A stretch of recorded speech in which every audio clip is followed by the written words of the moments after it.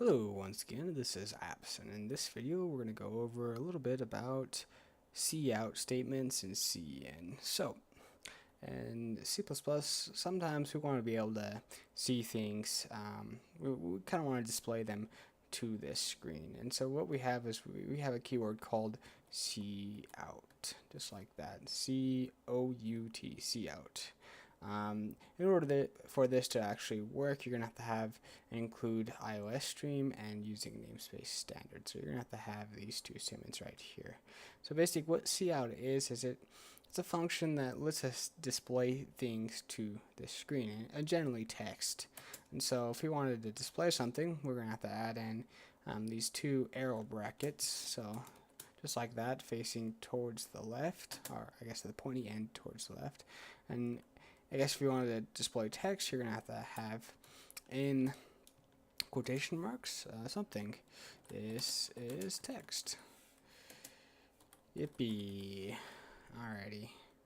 And let's add some of these real fast. Okay.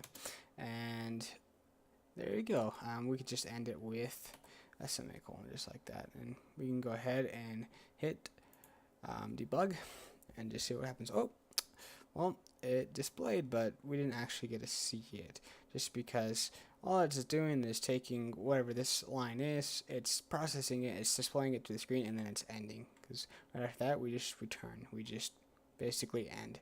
And so to be able to actually see it, we're gonna need to add a statement called system pause. And so this is exactly how you do it, just in the syntax system. Parentheses and in quotation marks pause, and basically just end it with a semicolon, and we'll go ahead and see what it does. There you go, and now the system is paused.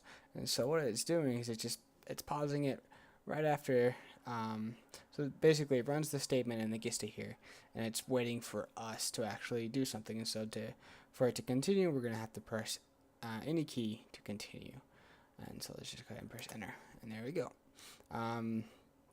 Also, I don't really like the look at this, just because the pressing any keys right after that. So we can go ahead and add what we call an end line. And basically, what end line does is it just creates a new line. It will return right after this line. I guess you can go ahead and see. So basically, makes a return sequence right here. And so this is text, press any key to continue, and it just works just like that. Also, we have what we call a cin statement. So actually, let's go ahead and leave that there. And a cin statement basically allows us to add things to our program. And so basically, let's say we create a variable, and let's say string.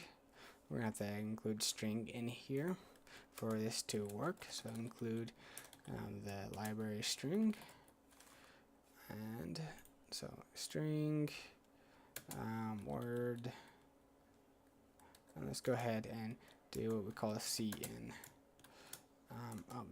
The arrow's facing this way, my bad. So the arrow's, the pointy end's facing to the right. Basically, we're going to cin word. And what this does is it allows us to actually type in something in the console. So let's go ahead and do this. And right here, we're given the space, so we can go ahead and type in whatever we want. So, yay, I'm typing stuff.